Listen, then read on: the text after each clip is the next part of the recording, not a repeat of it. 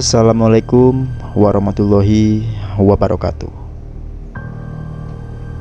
Kembali lagi bersama channel Dunia Horor, channel yang menceritakan kisah-kisah mistis atau cerita-cerita horor. Tak perlu lama-lama, kita langsung ke ceritanya. Cerita ini yang berjudul Diteror Dua Pocong.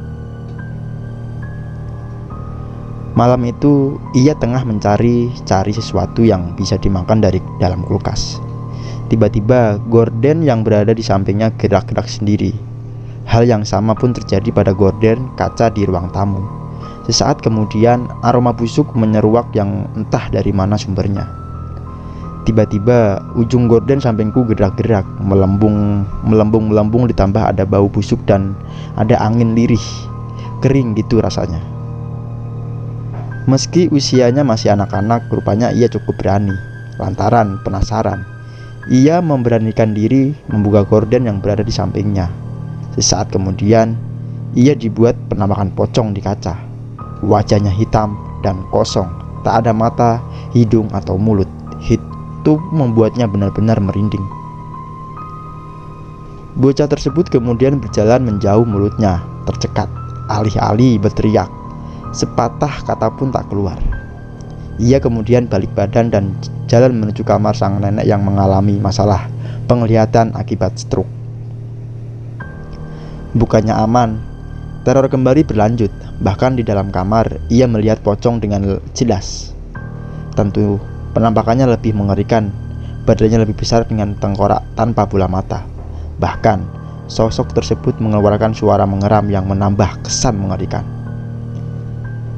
Aku gak pernah nangis kalau lihat hal begitu. Baru pas dengar suaranya, tiba-tiba langsung takut banget. Aku nangis sekencang-kencangnya. Bangunlah nenek dan beberapa orang rumah termasuk mamiku. Setelah beberapa orang datang, sosok pocong tersebut menghilang, lembut dan perlahan seperti kepulan asap. Ia kemudian menceritakan pengalaman tersebut kepada anggota keluarga yang lain. Ia kemudian digendong sang ibu ke kamar. Namun sebelum itu, bocah sang ibu ditemani om dan tante mencoba mengecek lokasi pertama pocong muncul. Setelah membuka gorden sebelumnya, rupanya sosok hantu tersebut masih terlihat di cermin. Hal itu membuat mereka kalang kabut, kecuali sang ibu.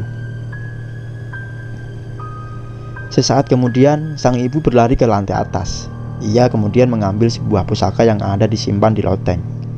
Pusaka menyerupai golok tersebut sepasang, masing-masing ujungnya ada kain hitam dan putih. Setelah turun, sang ibu kemudian menggendong nenek untuk dibawa ke kamar, di mana di sana berkumpul orang-orang rumah yang ketakutan. Setelah itu, ia kembali naik ke lantai atas untuk menjemput beberapa penghuni rumah lainnya. Suara gaduh terdengar layaknya benda-benda kaca yang jatuh ke lantai dan pecah. Disusul suara umpatan-umpatan khas Surabaya yang keluar dari mulut sang ibu. Tak berselang lama, sang ibu berhasil menjemput anggota keluarga yang lain untuk bergabung dengan lainnya.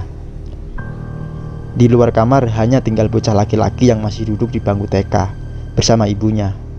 Setelah mendapat instruksi dari sang ibu, bocah tersebut membantu melepas semua gorden di rumah. Sang ibu juga memecahkan cermin di depan mengenakan pedang pusaka yang ia bawa. Ia pun menyebar garam ke setiap sudut rumah. Pocongnya ngawang di atas televisi, satunya lagi di depan pintu kamar om dan tante. Langsung disiram pakai garam oleh mami dan mereka hilang. Dirasa sudah aman, kita langsung turun imbuhnya. Malam itu mereka benar-benar kacau sampai dini hari. Kendati demikian, teror pocong tersebut belum berhenti. Saat sang ibu dan bocah tersebut ke kamar membawakan minum untuk anggota keluarga yang lain, rupanya sosok tersebut membututi di belakang. Tak sekedar mengikuti, hantu pocong tersebut bahkan sempat meludahi punggung sang ibu. Hal itu kemudian membuat ibu bocah tersebut yakin pocong-pocong yang melakukan teror kepada keluarganya merupakan kiriman dari seseorang. Mereka marah dengan cara nyepratin ludah, dan kalau sampai ada pocong marah artinya fix bahwa pocong ini nggak murni alias dikendalikan seseorang. Karena sejatinya mereka itu sebenarnya takut juga buat menampakkan diri imbuhnya. Dalam kondisi sedemikian itu, mereka yang berkumpul dalam satu ruangan hanya bisa berdoa, hingga akhirnya terdengar suara azan. Makhluk gaib itu tak lagi menamakan aktivitas teror. Sang ibu pun meminta anggota keluarga untuk segera mengambil air wudhu, sementara anggota keluarga yang Katolik mengambil rosario. Waktu berjalan seolah sangat lambat, sampai akhirnya pagi yang dinanti pun datang. Satu keluarga besar itu kemudian sibuk dengan tugasnya masing-masing terkait teror yang terjadi semalam. Ada yang melapor ke polisi, ke aparat desa, hingga ke dokter untuk memeriksakan kondisi sang nenek. Sementara itu, sang ibu dibantu suami dari salah satu temannya ke lonteng rumah. Mereka kemudian naik ke atas genting untuk mencari sesuatu yang mencurigakan. Benar saja, di sana mereka menemukan 2 bungkusan kain kafan berukuran kecil, bentuknya lonjong. Bentuknya lonjong kayak lontong. Pas dibuka, isinya peralatan tulang campur tanah. Aromanya fix tanah kuburan, ungkapnya. Bungkusan tersebut kemudian didoakan beramai-ramai oleh warga dan Pak D bocah tersebut bersama rombongan teman-teman dari pondok. Hal itu dilakukan untuk mengetahui siapa pengirim teror pocong itu. Disaksikan oleh warga, 2 bungkusan tersebut kemudian terbang ke arah rumah sang pengirim. Rumah tersebut tidak lain ternyata adalah tetangganya dekat sendiri. Rumahnya berada di depan rumah keluarga besar yang nenek yang dihuni oleh anak, menantu dan cucunya. Sang tetangga diketahui sebagai seorang tukang jahit yang tajir. Ia memiliki tanah luas dan kos-kosan. Hubungan 2 keluarga tersebut juga sebelumnya terbilang baik-baik saja. Polisi kemudian mencoba memanggil pemilik rumah, tapi tak ada jawaban.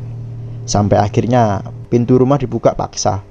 Polisi dan warga pun dikejutkan oleh pecahan kaca, boneka, dan peralatan-peralatan yang identik digunakan untuk santet berserakan di dalam sana. Namun hari berikutnya polisi berhasil mengamankan dukun santet tersebut di rumahnya yang lain. Hal itu berkat salah satu penghuni kos yang membocorkan bahwa dirinya diajak ketemu sang pemilik kos alias si dukun untuk membayar listrik.